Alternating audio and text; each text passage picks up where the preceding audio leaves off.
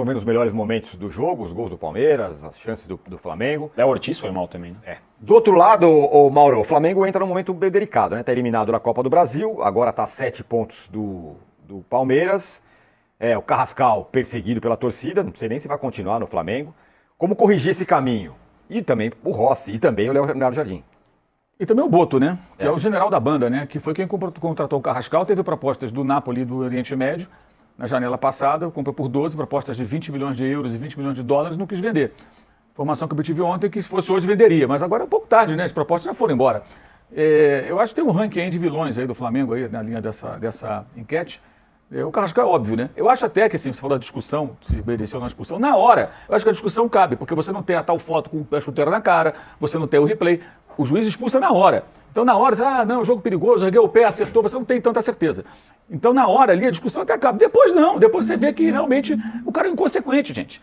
No momento ali, eu acho que a discussão até acaba, depois você vai ver no replay, outro ângulo e tudo. Você, cara, não tem como defender. O Danilo foi expulso contra o Bahia no passado, assim também, em Salvador. Meteu o pé na cara, não lembro que foi o jogador do Bahia, com 12 minutos foi expulso. O Carrascal já tem uma folha corrida, quer dizer, é uma atitude absolutamente irresponsável de um jogador que se comporta como um peladeiro, no pior sentido da palavra, um peladeiro, um jogador que joga como se fosse uma pelada entre amigos, inconsequente, irresponsável, depois publica textinho, o Trajano falou aqui do Instagram, né? Textinho no Instagram pedindo desculpa, pedindo desculpa lá na Colômbia. Não adianta mais nada, amigo. O cara simplesmente ele enterrou o time. O Flamengo perdeu uma Supercopa pro Corinthians, ele teve as digitais dele cravadas nisso aí, com aquela cotovelada no Breno Vidon, quer dizer, que atitude mais imbecil ao extremo aquela. Aí ele é expulso contra o Fluminense também, uma outra tolice. O Fluminense volta pro jogo, mas aí o Flamengo consegue manter o resultado. E agora ele muda um jogo que o Flamengo dominava, era melhor, o Palmeiras não estava jogando. Aliás, achei o Palmeiras muito mal preparado para o jogo, aquele corredor central, o Flamengo estava entrando toda hora, com muita liberdade. Ou seja, o Palmeiras não se preparou adequadamente para o jogo e ele muda o jogo. Ele muda o jogo. A expulsão é justíssima, não tem que discutir, ficar perseguindo o árbitro agora no avião, isso é coisa de babaca. Vai o jogador. O jogador é o responsável, ele fez a besteira. Aí depois eu concordo com o Danilo.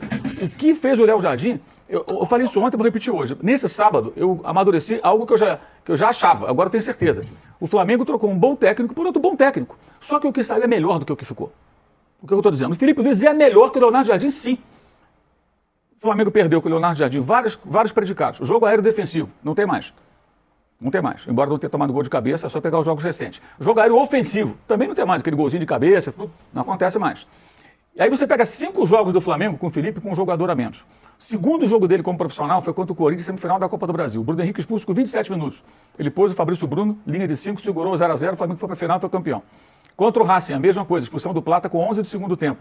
Montou linha de 5, com Danilo, Léo Pereira, Léo Ortiz, segurou o Racing em Avejaneda, foi para a final e foi campeão. Contra o São Paulo, o Plata foi expulso, porque pisou na Arboleda, o Flamengo tomou um empate, mas não perdeu o jogo. Conseguiu sustentar um ponto na Vila Belmiro. Esse ponto ajudou no final, o Flamengo foi campeão com 3 pontos sobre o Palmeiras. Cada ponto ali valia ouro.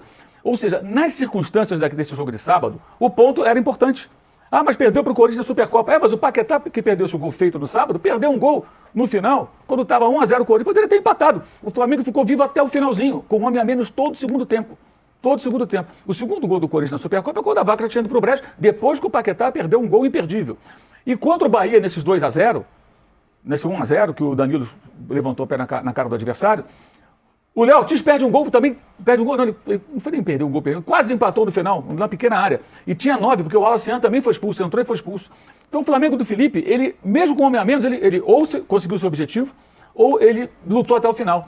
Quando o Carrascal é expulso, ele tinha que tirar o Pedro na hora e colocar o Vitão.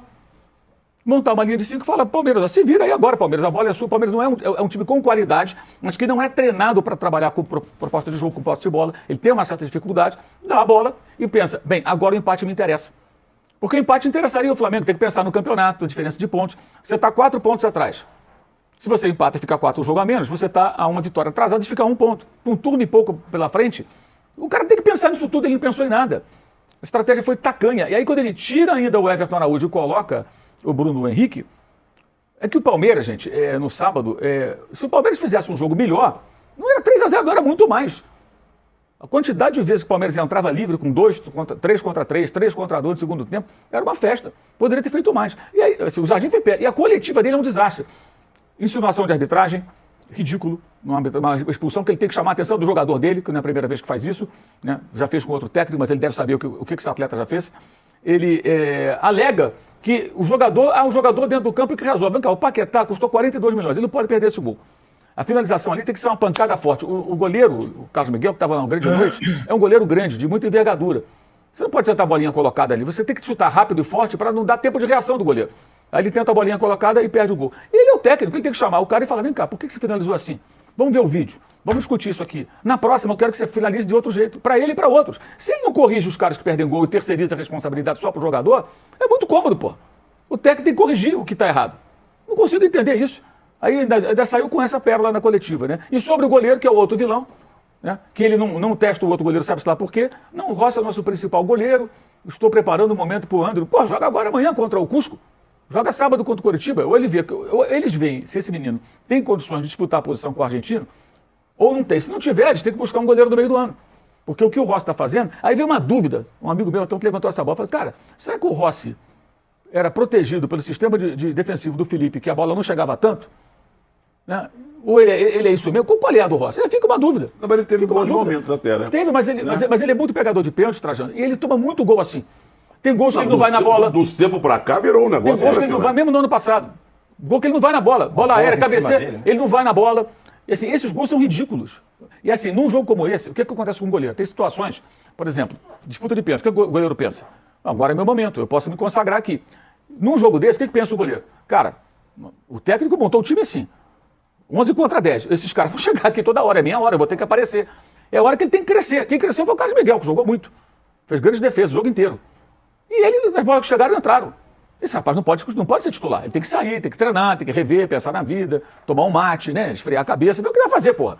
Aí o cara continua intocável. Eu já estava defendendo que ele fosse substituído no jogo passado contra o Estudiantes para testar o outro rapaz. Então o Leonardo Jardim, ele foi péssimo. Ele só não foi pior do que o Carrascal. Péssimo, péssimo, mas péssimo, péssimo, péssimo. E para mim está muito claro, o Felipe é menos experiente, mas é melhor que ele.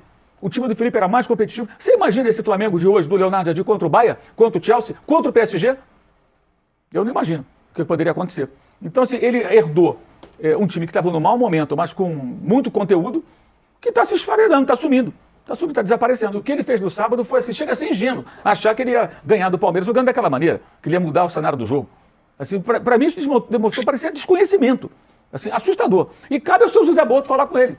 Que foi quem contratou, quem demitiu outro. Isso é o BAP também, claro. Ele só fala com a Flamengo TV, onde ele não é contestado. Ali não tem contestação, né?